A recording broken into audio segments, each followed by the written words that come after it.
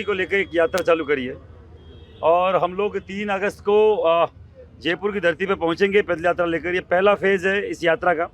UGC आए 6 महीने हो गए, कोई भी आज तक सामाजिक नेता ने, पॉलिटिकल नेता ने, स्वर्ण समाज के आज तक कोई न एमएलए एमपी ने, कोई मंत्री संत्री ने आज तक कोई भी एक भी आवाज़ नहीं उठाई।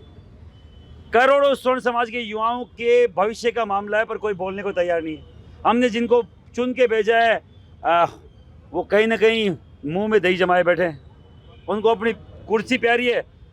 आम राजपूत, आम जो ब्राह्मण का बच्चा है उसका चाहे भविष्य खराब हो जाए, क्योंकि उनका भविष्य तय है। सबके नेताओं का भविष्य सुरक्षित है। अमेरिका में, लंदन में कोई भी यूजीसी कार्यक्रम आए उनके क्या फ़र्क पड़ता है?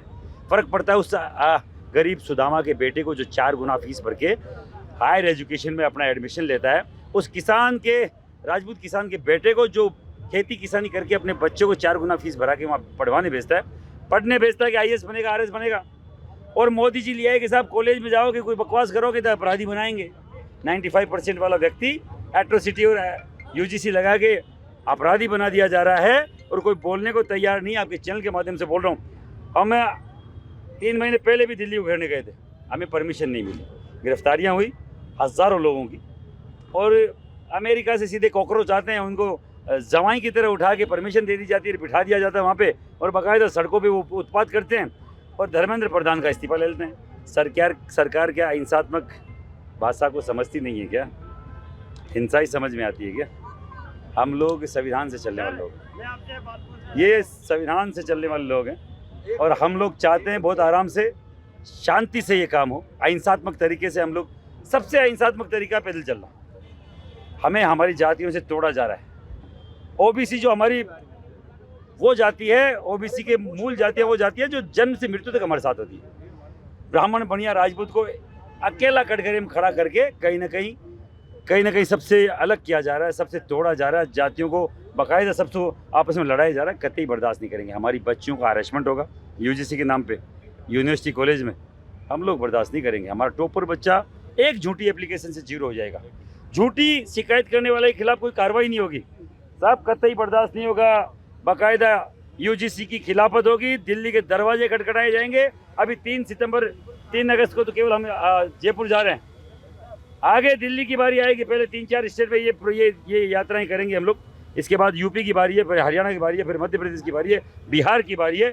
बाकायदा ये सब यात्रा करके एक दिन दिल्ली का दिया जाएगा और हम लोग बताएंगे अहिंसा में क्या ताकत है। हम लोग संविधान से चलने वाले लोग हैं। समानता का अधिकार हमारा संविधान हमें देता है, समान शिक्षा का अधिकार हमें संविधान देता है। और संविधान खतरे में है। संविधान खतरे में कहाँ गए अब वो लोग?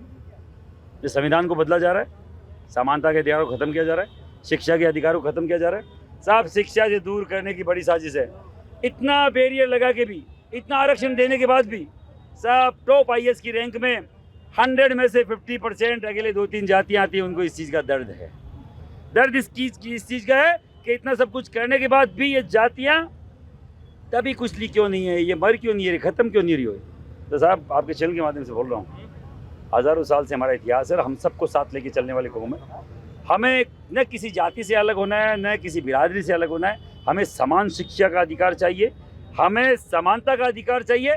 इससे अगर हमें कोई अलग करने की कोशिश करेगा और हमें अपराधी बनाने की कोई कोशिश करने वाली कोई पार्टी है तो उसका विरोध किया जाएगा, चाहे कोई हो, कोई फ़र्क नहीं पड़ता। कहाँ से कहाँ तक यात्रा है, कितने दिन की रहेगी? आज जो मुख्य मांग क्या है? हमारी देशनोक बीकानेर से ये यात्रा चालू हुई है, जयपुर तक यात्रा रहेगी। पहले फेज़ की 3 तारीख को हम लोग पहुंचेंगे, 11 तारीख को रवाना हुए थे। 24 दिन की यात्रा है, 800 किलोमीटर की यात्रा ये रहेगी। मुख्य मांग है यूजीसी रोल बैक, सेकंड मांग है ईडब्ल्यूएस में केंद्र में सरलीकरण, थर्ड मांग है पंचायती राज और आपके नगर निकाय चुनाव में हमें 10% का आरक्षण। चौथी है गोचर, ओरण और खेजड़ी को बचाओ, क्योंकि इनके बिना गाय को राष्ट्रमाता का जो दर्जे की बात कर रहे हैं वो बेमानी है। ये नहीं बचेगी तो गाय भी नहीं बचेगी। कोई गाय को राष्ट्रमाता ये घोषित नहीं करेंगे।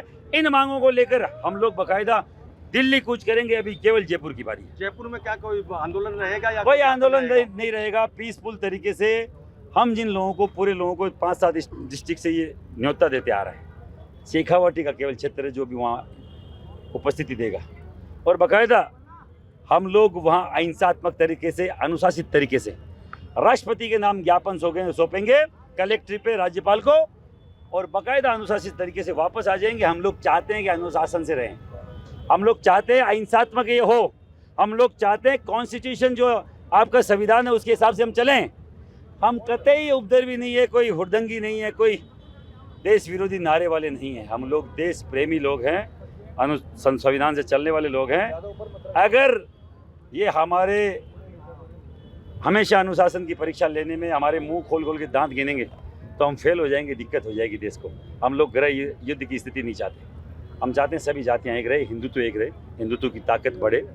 अगर ऐसा नहीं करेगी सरकारें, हम इसीलिए लाए थे इनको। हम स्वर्ण साथ हैं, हम कोर वोटर हैं। स्वर्ण जाति के लोग कोर वोटर होते हैं, डबल का इम्पैक्ट करते हैं। अभी तो बोल रहे हैं, मान जाएं योगी जी, अगर बोलना बंद कर दिया, चुप्पी साध ली, चुप्पी में बड़ी ताकत होती है। सत्ताएं बदल जाती है, सिंहासन बदल जाते हैं, लोग बदल जाते हैं। जो संसद की गलियारें हैं, आपके चैनल के माध्यम से बोल रहा हूँ, संसद की गलियारें खाली कर दो।